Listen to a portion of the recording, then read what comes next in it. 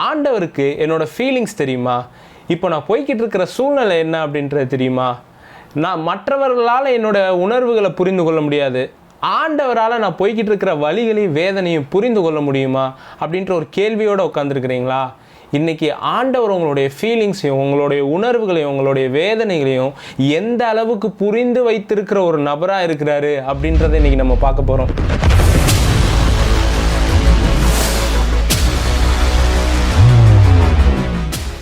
இப்போ தான் first time பார்த்துக்கிட்டு இருக்கிறீங்க அப்படின்னா சப்ஸ்கிரைப் பண்ணிக்கோங்க. பிரதர், என்னுடைய ஃபீலிங்ஸை ஒரு மனுஷன் புரிந்து கொள்ளலைன்னா பரவாயில்ல, என்னுடைய வேதனையை யாரோ புரியாமல் ஒருத்தர் இருக்கிறாருன்னா பரவாயில்ல, என்னுடைய வேதனை ஆண்டவருக்கு புரியுதானே எனக்கு தெரில பிரதர். அவருக்கு புரிந்திருந்துருந்துச்சுன்னா என்னுடைய இந்த சூழ்நிலையை மாற்றி இருப்பார். ஒரு மனுஷனாக நான் யோசிக்கும் போதே இந்த சூழ்நிலைக்கு இவ்வளோ பெரிய பாதிப்பு இருக்குது, இவ்வளோ பெரிய காரியங்கள் இருக்குதுன்னு எனக்கு புரியுது. இது ஆண்டவருக்கு தெரிஞ்சிருந்தா அவர் எப்போவோ மாற்றிருப்பாரு அப்படின்ட்டு நீங்கள் ஒரு கேள்வியோடு உட்காந்துருக்கிறீங்களா? அந்த மாதிரி கேள்வியோடு உட்கார்ந்த ஒரு நபரை தான் இன்றைக்கி பைபிள்லேருந்து பார்க்க போகிறோம். அவர் யாருன்னா யோபு. யோபுனுடைய லைஃப்பில் ஆண்டவர் அவரை சூப்பராக ஆசீர்வதிச்சு வச்சுருந்தார். அவருடைய லைஃப்பில் ஒட்டகங்கள், ஆடு மாடு இப்படின்னு ஒரு பெரிய திரட்சி இருந்துச்சு பாருங்கள். அவ்வளோ ஆசீர்வாதமாக வாழ்ந்த யோபுனுடைய வாழ்க்கையில் ஒரு நாள் பிசாசு வந்து என்ன பண்ணுறான்னா ஒரு சேலஞ்சை பண்ணுறான். இவன்கிட்ட இருக்கிற எல்லாவற்றையும் எடுத்து பாருங்க, இவன் உங்களை விட்டு பிரிந்துருவான், தூரம் போயிடுவான், தூஷிச்சிருவான் அப்படின்ற ஒரு சேலஞ்சை வைக்கிறான். அப்போ ஆண்டவர் சொல்கிறாரு, நான் ஒன்றும் பண்ண மாட்டேன், இதோ உனக்கு முன்பாக வைக்கிறேன் அப்படின்றாரு. இப்போ பிசாசு என்ன பண்ணிடுறான் அப்படின்னா இவன்கிட்ட இருக்கிற எல்லாவற்றையும் எடுத்துடுறான். இவனுடைய பொருளாதாரங்கள், ஒட்டகங்கள் எல்லாம் கம்ப்ளீட்டாக போயிடுது. பத்தாவதுக்கு அவனுடைய மனைவியும் விட்டு போயிடுது. அவனுடைய பிள்ளைகள் எல்லாமே இறந்துடுறாங்க. அவ்வளோ ஒரு பாதிப்புக்குள்ளே யோபு போகிறாரு. அப்போ யோபுக்குள்ள பல கேள்விகள் வந்துக்கிட்டே இருக்கு இந்த ஆண்டவரை குறித்து. நம்ம பொதுவாக புலம்புற மாதிரி தாங்க, என் ஆண்டவரே இதை பண்ணலை அதை பண்ணலை அப்படின்னு நம்ம புலம்புவோம்ல. இப்போது இன்றைக்கி நம்ம பார்க்க போகிறது யோபுனுடைய ஒரு புலம்பல் எப்படி இருந்திருக்கு, அந்த புலம்பலுக்கு ஆண்டவருடைய பதில் என்னவாக இருந்திருக்கு அப்படின்றது நிறைய பேருக்கு இன்றைக்கி ஒரு பதிலாக இருக்க போகுது. யோபு 10வது அதிகாரம் 4வது வசனம். மாம்ச கண்கள் உமக்கு உண்டோ, மனுஷன் பார்க்கிற பிரகாரமாய் பார்க்கிறீரோ? இங்கே யோபு ஒரு கேள்வி கேட்குறாரு பாருங்க. மாம்ச கண்கள் உமக்கு உண்டோ? இங்கே யோபு ஒன்றும் ஆண்டவரே உங்களுக்கு கண் இருக்கா அப்படின்லாம் கேட்கல. நிறைய பேர் கேட்பாங்களாம், அந்த ஆண்டவனுக்கு கண் இருக்கா இல்லையானே தெரில, அந்த மாதிரி கேட்கல. யோபு கேட்குறது என்னன்னா, மாம்ச கண்கள் உமக்கு உண்டோ? அவருக்கு கண் இருக்கு, ஆனால் ஒரு மனுஷனுக்கு இருக்கிற மாம்சமான கண் இருக்கா அப்படின்னு கேட்குறான். அதுக்கு அர்த்தம் என்னன்னா, நான் உணர்ற மாதிரி, நான் பார்க்குற மாதிரி நீங்கள் எல்லா காரியத்தையும் பார்க்குறீங்களா? ஏன்னா மாம்சம்தான் பலவீனமானது. அதுலேருந்தா தான் ஒரு மனுஷனுக்குள்ள ஃபீலிங்ஸ் என்ன அப்படின்றது தெரியும். இப்போ ஒருத்தட்ட போய் கேட்குறீங்க, கவலைப்படாதீங்க பிரதர், வருத்தப்படாதீங்க பிரதர் அப்படின்னு சொன்னீங்கன்னா அந்த நபர் பொதுவாகவே என்ன சொல்லுவாங்க அப்படின்னா, என் வலி என் பிரச்சனை எனக்கு தான் பிரதர் தெரியும், உங்களுக்கு என்ன தெரியும் அப்படின்ட்டுவாங்க. ஏன்னா அவங்களுக்குள்ள வேதனை இந்த மாம்சத்தில் தான் அவங்களால உணர முடியுது பாருங்க. அதனால தான் யோபு கேட்குறாரு, கண் இருக்கான்னு கேட்கல, இந்த மாம்சமான மனுஷன் யோசிக்கிறானே, கஷ்டப்படுறானே, அந்த ஃபீலிங்ஸ் உங்களுக்கு இருக்கா ஆண்டவரே அப்படின்னு ஒரு கேள்வியை எடுத்து வைக்கிறான் பாருங்க. அப்படி ஒரு கேள்வியோடு உட்காந்துருக்கிறீங்களா? ஆண்டவர் பண்ணின முக்கியமான காரியம் என்ன தெரியுமா? அவர் தம்முடைய மகனாகிய இயேசுவை அனுப்பிச்சது. ஏன்னா ஒரு மனுஷனால தான் மனுஷனை புரிந்து கொள்ள முடியும் பாருங்களேன், ஆண்டவரால் தான் ஆண்டவரை புரிந்து கொள்ள முடியும் பாருங்களேன். மனுஷனுடைய ஆவியன்றி மனுஷனுக்குள்ளவைகளை எவன் அறிவான்? அதே மாதிரி தான் கர்த்தருடைய ஆவியன்றி கர்த்தருக்குரியவைகளை எவன் அறிவான்? மனுஷனுடைய ஃபீலிங்ஸ் தெரியும்னா மாம்சத்தில் இருக்கணும். அதனால் இயேசு என்ன பண்ணார்னா மாம்சத்தை உடையவரானார். பிள்ளைகள் மாம்சத்தையும் இரத்தத்தையும் உடையவர்களாய் இருக்க அவரும் அவர்களைப் போல மாம்சத்தையும் இரத்தத்தையும் உடையவரானார் அப்படின்னு போட்டிருக்கு. அப்போது உங்கள் ஃபீலிங்ஸ் என்ன அப்படின்றது அவருக்கு தெரியும். ஆண்டவராக இருக்கும்போது அவருக்கு தெரியலன்ட்டுலாம் கிடையாது. ஆண்டவராக இருக்கும்போதே அவருக்கு உங்கள் ஃபீலிங்ஸ் என்ன, உங்கள் வலி என்ன, வேதனை என்ன எல்லாமே தெரியும். ஆனால் அப்படி அவர் வந்து உங்கள் முன்னாடி நின்றார் அப்படின்னா நீங்கள் ஏற்றுக்கொள்ள மாட்டீங்க. ஏன்னா நீங்கள் அவர் உங்களை விட ஹையர் கிளாஸில் இருக்கிறாரு, அவருக்கு வேதனை இல்லை, வலி இல்லை, கஷ்டம் இல்லை அப்படின்னு சொல்லிடுவீங்க. அப்போ உன் கஷ்டத்தை என்னால் புரிந்து கொள்ள முடியும், உன் வேதனையை என்னால் புரிந்து கொள்ள முடியுன்றதை காண்பிக்கிறதற்காகவே இயேசு மாம்சத்தில் வந்தார்.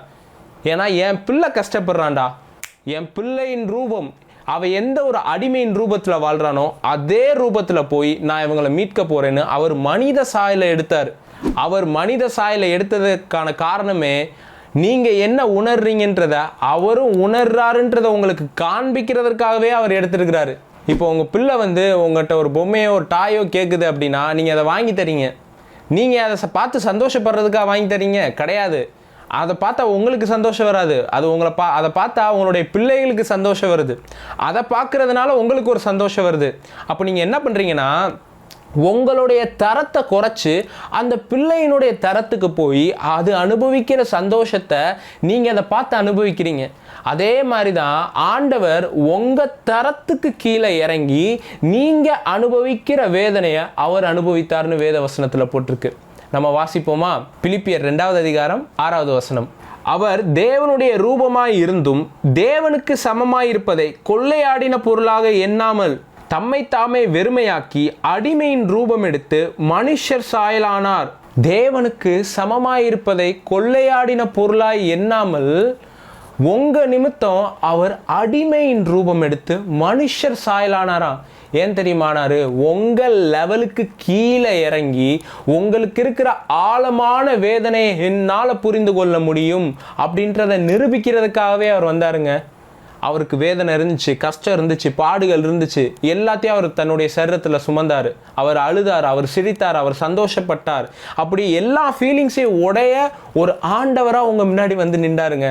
நீங்கள் கேட்குறீங்க, ஆண்டவரே என் ஃபீலிங்ஸ் உங்களுக்கு தெரியுமான்ட்டு. ஆண்டவர் சொல்கிறாரு, நீ அனுபவித்த எல்லா ஃபீலிங்ஸையும் நான் அனுபவித்திருக்கிறேன்.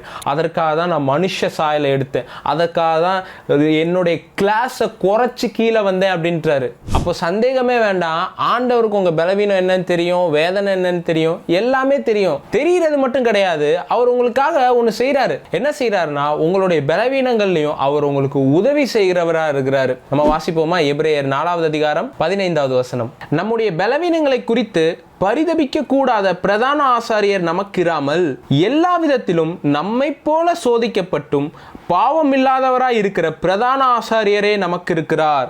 நம்மை போலவே சோதிக்கப்பட்டு அப்படின்னு போட்டிருக்குது.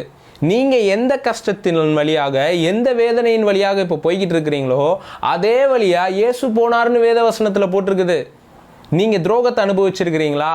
இயேசு துரோகத்தை அனுபவித்திருக்கிறாரு. பொய்யான சில அவதூறுகளை அனுபவித்திருக்கிறீங்களா? இயேசு அந்த பொய்யான அவதூறு அனுபவித்திருக்கிறாரு.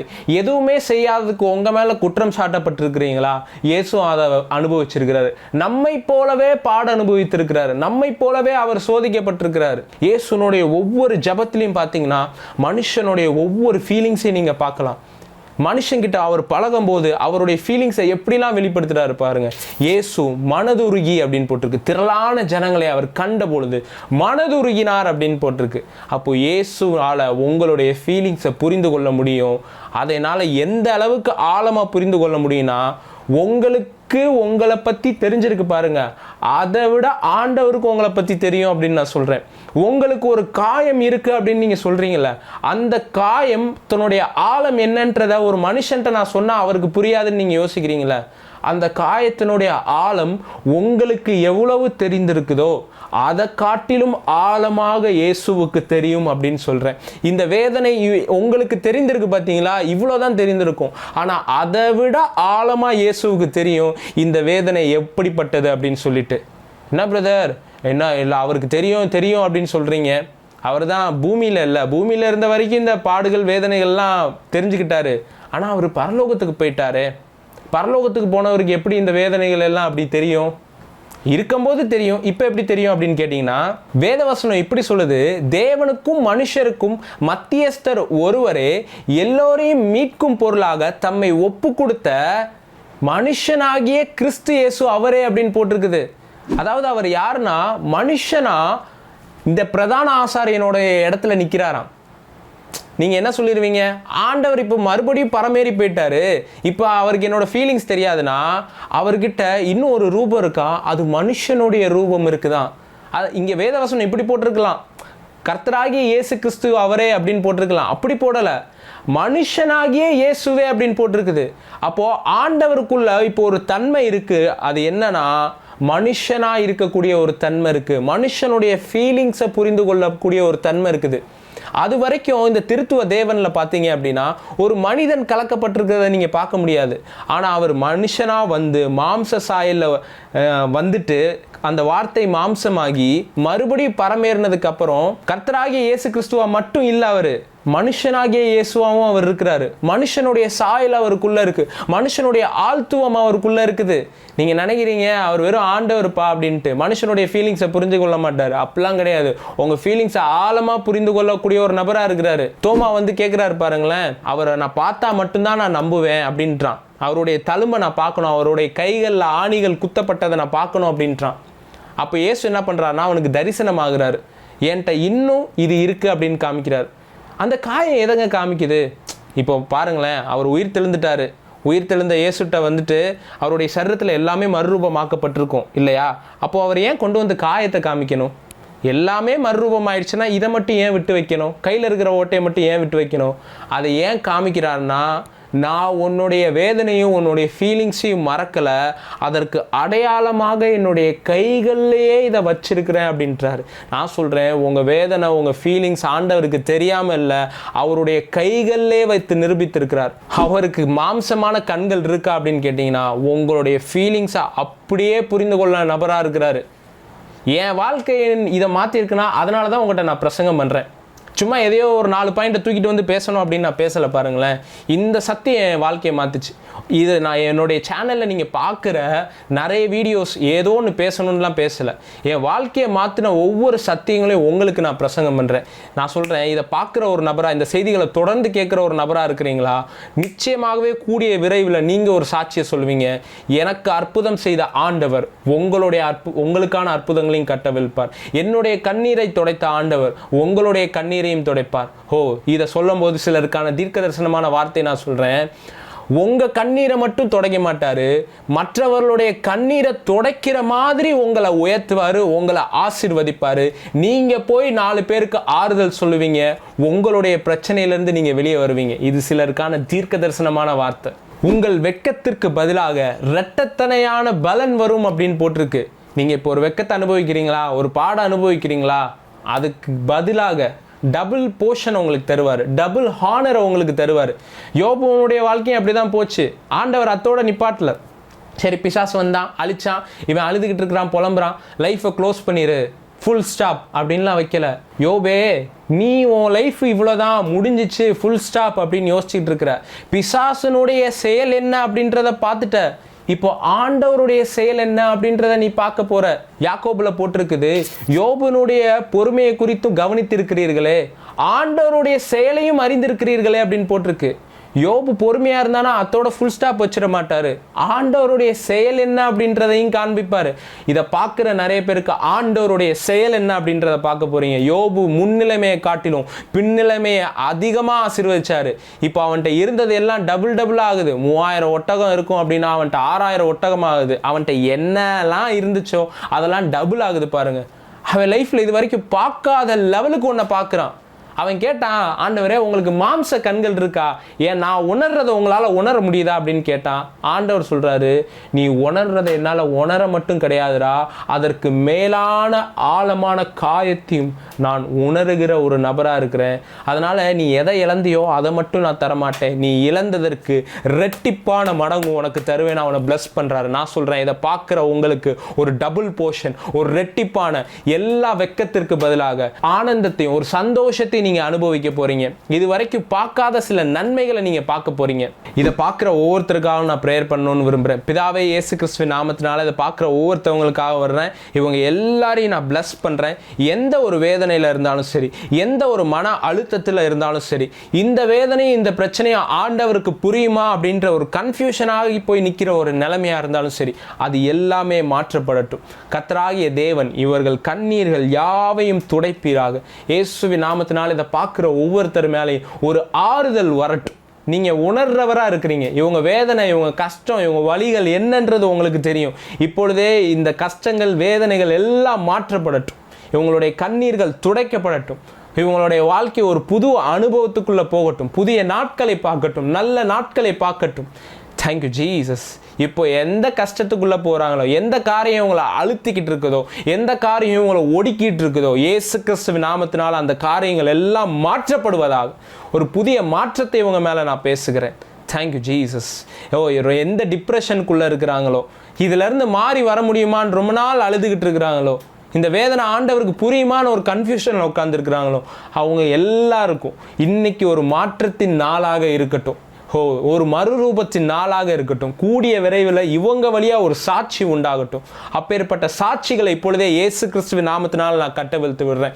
இதை பார்க்கும் பொழுதே பரிசுத்த ஆவியான சிலருக்கான விடுதலைகளை தராரு, சிலருக்கான பிரேக் த்ரூஸை தராரு, சில ஃபைனான்ஷியல் பிரேக் த்ரூஸ் வருது, சிலருடைய சரீரங்கள் மாற்றப்படுது, இயற்கைக்கு அப்பாற்பட்ட காரியங்கள் உங்களுக்காக கட்டவிழ்க்கப்பட்டுக்கிட்டு இருக்கு. Thank you Jesus. எல்லாரையும் நான் பிளஸ் பண்ணுறேன் இயேசுவின் நாமத்தில் பிதாவே, ஆமேன். இந்த செய்தி உங்களுக்கு பிரயோஜனமாக இருந்துச்சுன்னா மற்றவங்களுக்கும் ஷேர் பண்ணுங்கள், அவங்களும் கேட்டு பிரயோஜனப்படட்டும். இந்த செய்தி உங்களுக்கு ஆசீர்வாதமாக இருந்துச்சுன்னா இந்த வார்த்தைக்காக நீங்கள் விதைக்கலாம், இந்த ஊழியத்துக்காக நீங்கள் விதைக்கலாம். உற்சாகமாய் கொடுக்குறவனிடத்தில் கர்த்தர் பிரியமாக இருக்கிறார் அப்படின்னு சொல்லியிருக்குது. இந்த செய்தி என்ன தொட்டிருக்கு பிரதர், இந்த செய்தி எனக்கு ஆசீர்வாதமாக இருக்குது பிரதர், நான் என்கிட்ட இருக்கிற சிறந்த ஒன்றை கொடுக்குறேன், நான் உற்சாகமாக இந்த ஊழியத்தில் விதைக்க விரும்புகிறேன் அப்படின்னு நினைக்கிறீங்களா? உற்சாகமாக போய் விதைங்க. கீழே பார்க்குற account number, Google Pay number, PhonePe number, மற்ற எல்லா டீட்டெயில்ஸையும் நீங்கள் கீழே பார்க்க முடியும். அதை எடுத்து நீங்கள் பயன்படுத்தி இந்த ஊழியத்தில் விதைக்கலாம். இந்த வார்த்தைக்காக நீங்கள் விதைக்கலாம். இந்த ஊழியத்தில் நான் ஒரு பங்காளராக மாறணும் அப்படின்னு நினைக்கிறீங்கன்னா அதே டீட்டெயில்ஸ் எல்லாத்தையும் ஃபாலோ பண்ணிக்கோங்க. மாதம் மாதம் உங்களுடைய காணிக்கையை நீங்கள் இந்த ஊழியத்துக்காக அனுப்பலாம். அது மற்றவர்களுக்கு கொண்டு போய் சேர்க்கிறதற்கும் தேவனுடைய ராஜ்யத்தை இன்னும் மென்மேலும் அதிகரிக்கிறதற்கும் பிரயோஜனம் உள்ளதாக இருக்கும் பாருங்களேன். ஸோ யாருக்காச்சும் ப்ரேயர் பண்ணணும் அப்படின்னு நினச்சிங்க அப்படின்னா வாட்ஸ்அப் நம்பருக்கு நீங்கள் ஒரு மெசேஜ் பண்ணீங்க அப்படின்னா உங்களுக்காக நிச்சயமாக ப்ரேயர் பண்ணுவேன். நிறைய பேர் கால் பண்ணுறீங்க, என்னால் எடுக்க முடியல, மன்னிச்சுக்கோங்க.